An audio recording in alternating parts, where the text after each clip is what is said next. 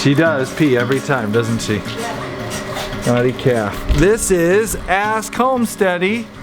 We have 3 really good cow-related questions today. So we're going to do an Ask Homesteady all about cows. Ask Homesteady is the weekly show that we do where we answer the questions that you leave here on the channel.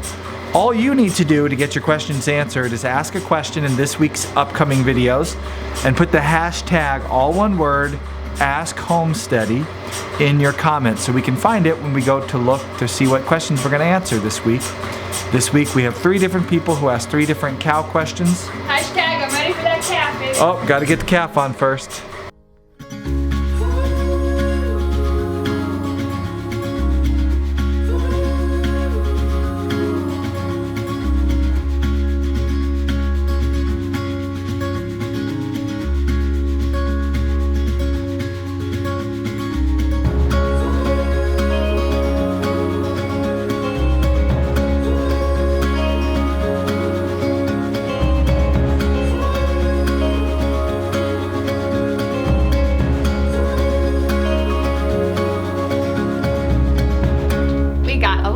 Questions this week.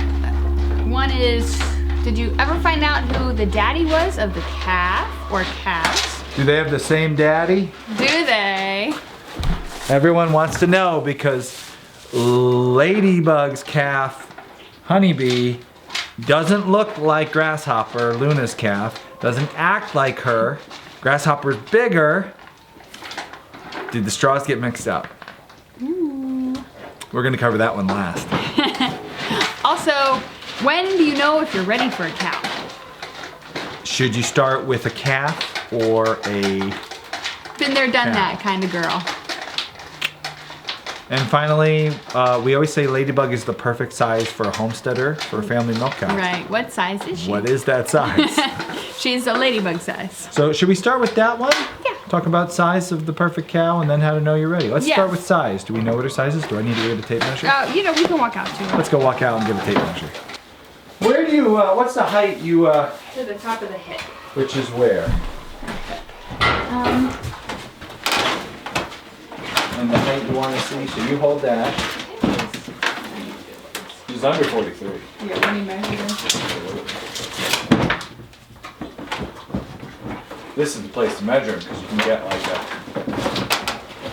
Okay, when we're talking about size with our girls, Luna is the product of a miniature Jersey bull and what people refer to as a mid-sized Jersey cow. A mid-sized is a small Jersey cow. Jerseys are not a large cow to begin with. They're not the size of a brown Swiss or a Holstein. They're a smaller cow breed. But some are saying that since they've been in this country, they've been bred up to be a bigger cow, bigger production. And when people are looking for, if they'll call it a heritage Jersey, a mid-sized Jersey, they're looking for a smaller cow with lower production that does better on grass with less grain input. And that's what drew us to Ladybug, is she's a New Zealand type, so they're more grass-fed jerseys. They don't need all the grain inputs that perhaps a commercial Jersey would. Austin loves when I get into this because there's so much to talk about. And I always have so many disclaimers. Now the mini Jersey breed has been, over the last 20 or 30 years, some individuals have been using other breeds, small breeds, to breed down the Jerseys. So it's kind of like a conglomeration. They're going for the Jersey look, but a smaller size with less production.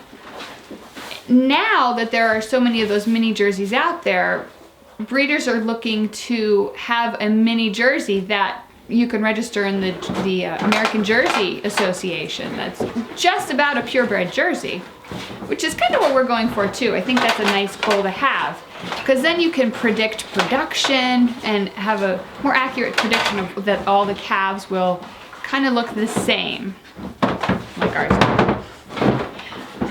I was thinking edit like 3/4 of this. How's that? Luna, to be considered a mini Jersey right now, it's 42 inches or under at the hip.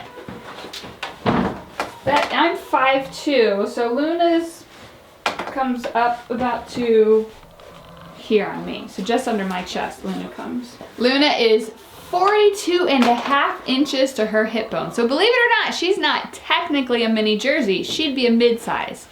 For me though, she's a mini. She is a small cow. She is harder to milk because everything's lower to the ground. If we were to redesign the stanchion for a mini, it would be much... You're a pig though. Poopy soupy. If we were to do the stanchion again, it would be redesigned if we were going to just exclusively be milking mini-sized cows. She's a really nice cow. She's a nice size to have if you have small kids. She's not as intimidating. She's still a large animal, but not so intimidating. For people who are more anxious around large animals, if maybe it's your first time having a cow, it's not a bad way to go. She won't produce as much milk as a normal Jersey cow. I like the minis. I will continue to breed minis. But for my house cow, if I were to just pick one cow to have just on our farm for the milk, I would pick a ladybug size. And we'll bring her in and show you why. My back's been killing me this week because I'm under Luna so much. Oh, fitting the milkers under her is difficult. And to be honest, the eating, like how much they eat compared to how much she eats compared to Ladybug is pretty comparable. Even though she's probably 8 inches shorter.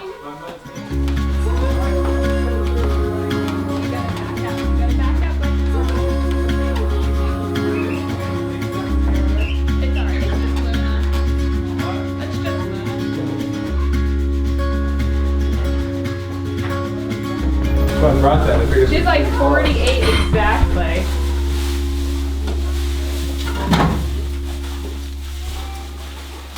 Is that 48 to that line, you think? yeah. She's like... So Ladybug on me comes up right above my chest. She is about 48.25 to the top of her hip. She's easier to work under. She's easier to get the machines under. And she gives more milk. She's been great since we got her. She's had no issue calving. She's had no issues with milk fever, mastitis. She's not a huge producer, but we get a nice amount when she freshens. Great amount of cream. She's Luna's mother, but she's 100% Jersey. She hasn't been bred down by anything at this point. She's just a small Jersey cow. That's a good option for a lot of people if you're looking to get into mini Jerseys, is buy a smaller Jersey cow, grass-fed New Zealand genetics if you can find them, and then breed down. A lot of people are doing a breed down program. Breed her with a mini bull so you get smaller calves like what Luna is. So what else about her, babe? That was it. What was her actual size? About 48.25 inches. How do you know when you're ready? How calf or heifer, and then the big. When I was first looking into buying a cow, I was looking at some heifer calves. I was thinking, like, wouldn't that be great? We could grow up together. We could learn as we go. I'm so glad I didn't do that because I had a heifer calf I was training this year, Luna, and it was really good to already know how to milk, what to do if problems came up with cut teats, how to tie her down, all that stuff. Ladybug, she was bred. She was a second-time freshener when we got her. She had been trained to milk, machine, by hand. She was, even still, at the beginning of her first lactation with us, her second one, she still had all those hormones going, so it was a bit of a learning curve. No matter which cow you get, an experienced cow or a first-time heifer calf, it will be a learning experience.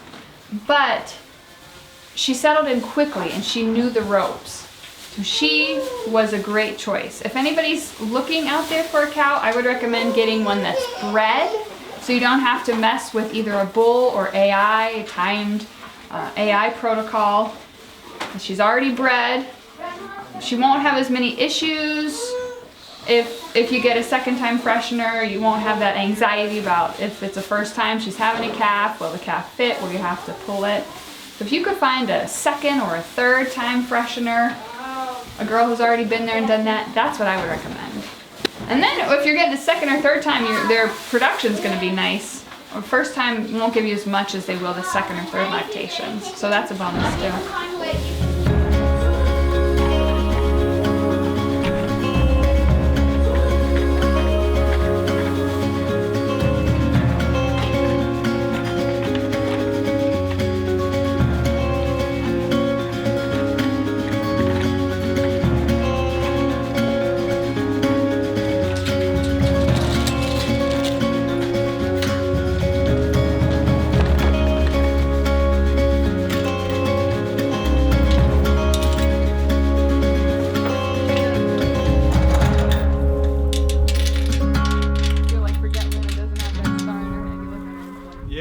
How do you know when you are ready to make the leap into a mini Jersey or a cow? Yeah, cow. We're gonna answer this two totally different ways. You're gonna be like philosophical, like mind stuff. Is that what you were gonna do? I actually haven't thought about my answer yet. Ah! I usually answer off the cuff. Oh man. Okay, go ahead then. The one way to answer it is strictly practical. That's how I was going to answer it, actually. Okay, so I was thinking... You aren't going to go like when your heart just tells you No, to. that's an awful time to get a cow. Okay, 'cause see... No, think about how we just bought our camels. Like, that's Yeah. not how I make that decision. No. I think with a dairy cow, a major factor of a dairy cow is the fact that you are married to this animal. You have to be there. There are time periods where you have to milk twice a day. Yeah. And unlike most livestock, that is very unique. So my suggestion, mini Jerseys are a very easy animal. I think on my video, I did a whole how to start homesteading today course, and I had a whole lesson on livestock, easy, medium, hard. I would have put mini Jerseys in the easy category, except for that one fact that you are married to them. And they're big animals, so they're hard to get rid of if you decide it's not for you. That was one reason he didn't want to get into dairy at all, is because it's a year-round thing. Yeah. Even if you're not milking year-round, even if you're calf sharing, kid sharing, whatever it is, the animal is still on your farm. It's not like a chicken in 8 weeks you butcher it. It's not like a pig in 6 months you're butchering it. You don't get a break. Right. I feel like once your life has been adapted to this kind of lifestyle, right? You don't go to Florida for 6 months in the summer. The dairy cow would not be right for you. You stay home a lot. Not all the time. You can still go away for a week, a couple times a year. Yeah, a couple times a year if you have the right situation. But that's exactly what I was going to say is, do you want to milk? Do you want to have cows, right? Okay, so that's the first part, right? You actually want it, but are you ready for it? Right, so you can read the book Keeping a Family Cow, which is what I did the first time I read it. When a few chapters in, I told Austin, I'm going to stop reading this because it's very inspirational. Right. It makes you you fall in love with the idea of milking a cow and everything that comes with it. You just love that idea, that concept. But I knew at that point in our lives we were not ready for a dairy cow. So my reasonable side kicked in and said, just stop reading the book. So why weren't we ready? We didn't have a barn. We didn't have the fencing. Okay, so there's that too. You didn't want to. So there's the actual practical. You need some kind of barn.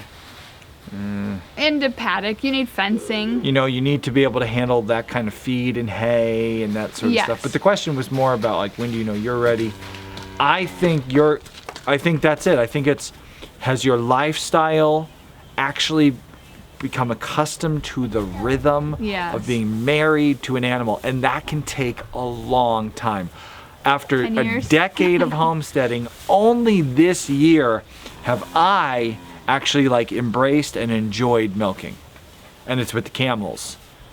9 years in, I didn't enjoy it. 8 years in, for me, it was a longer. You didn't enjoy it with the goats last year. Oh, I could not. No, that was not enjoyable. This year, it hit for me. Now it hit for you 5 years ago. Yes. The older I get, the less I feel inclined to leave my house. Yeah. The milking became a nice thing where it was an escape from the noise and chaos of the house. I could just come out and get a little quiet, soothing routine. Maybe that's something you're ready for. If you like to go fishing, if you like to go hunting, if you like to, you know, let's mix it up today and take a drive to the city, Pittsburgh, and go shopping. You can do it still, but you cannot have the same kind of spontaneity. Right. If you find me, and still hunting season isn't here yet. We'll see how I am during hunting season. During hunting season, I'm not going to want to milk. No. So we'll have to work that between ourselves. You and Millie?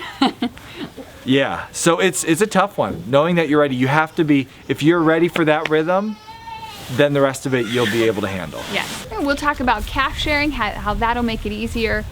But sometimes you wind up not having a live calf. It's having a lifestyle that lets you be flexible and fluid while being committed to an animal. Hi. What was the last question? I think we covered it. Oh, no, we didn't. What? The big question. Oh! We're about to give you the answer. Are Luna's calf, Grasshopper, and Ladybug's calf, Honeybee, actually half sisters? Do they share the same sire, or were the straws mixed up? But before we do, it's time for the Homesteady Camel Train shout out. And today's Camel Train shout out goes to Shadow. Shadow is in Madison County, North Alabama. Shadow is a bit of a jack of all trades. Formerly a Marine sniper, a lumper at Dunlop. A lumper is a truck loader, and now currently a computer scientist. And of course, for the last few years, a dabbler in self-sufficiency, which is what brings Shadow here. Shadow says, I just started with chickens 2 years ago, and it's been one of the most rewarding, useful hobbies I've ever attempted. That is a great way to describe having chickens, rewarding and useful hobby. I mean, you know, golf could be rewarding, but hard to argue that it's very useful. I always pick on golf. It's an easy one to pick on. Shadow says, I currently have 31 layers and have been selling the excess eggs, which allows the birds to pay for themselves. That's what I mean by useful. I mean, a hobby that pays for itself. That's great. Because chickens has been going so well, Shadow is researching the next livestock to bring onto the homestead, and that's what brought Shadow to Homesteady. Shadow says Homesteady's videos and podcasts and a few others out there have been helping demystify livestock handling. Thank you for your time, efforts, and experiences. May you have continued success in your future ventures. Shadow, thank you so much for sponsoring this episode of the Camel Train. Your one-of-a-kind t-shirt is on its way. You'll have lifetime access to the Pioneer program, where there are all kinds of interviews with people with way more experience than me, all about all different kinds of livestock, goats, sheep, pigs, cows, and every single week we do a new show with a new expert. It's like a college class in livestock and animals and small scale agriculture and farming. And if you'd like to be a pioneer, you can't join the Pioneer Camel Train. The Camel Train's done, but you can click there and become a Homesteady Pioneer and gain access to that same library. Join us live for our shows every week. Find out more by clicking there. Thank you so much, Shadow. Now let's answer the question that we've been getting asked a lot. Are these two actually half sisters? Do they have the same sire? Or were the straws mixed?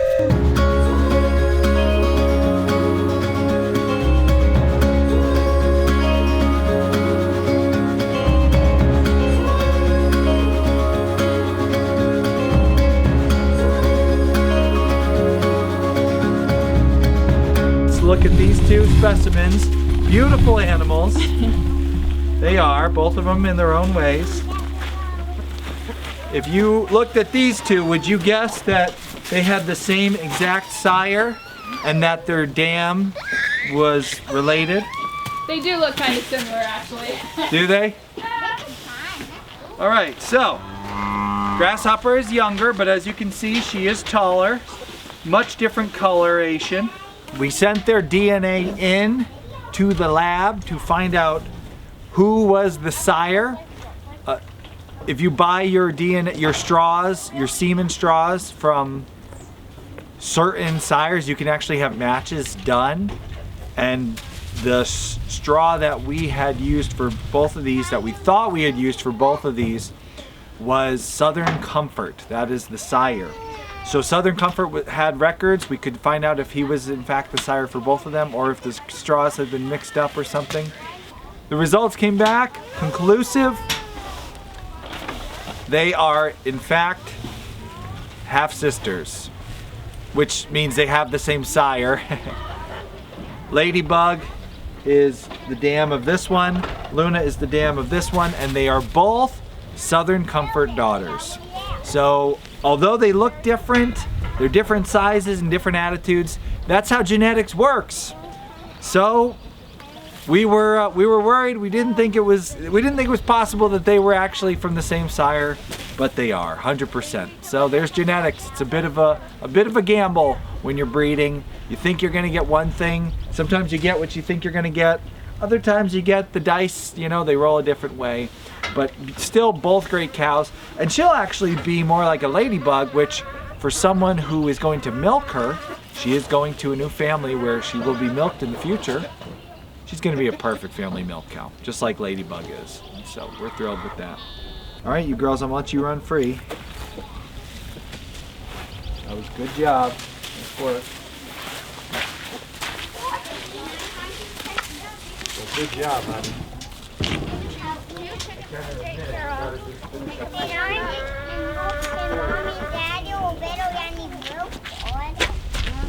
Nice job. That's it for Ask Homesteady. If you want to get a question answered during Ask Homesteady, don't forget the hashtag, all one word, Ask Homesteady, and we will hopefully be able to answer your question.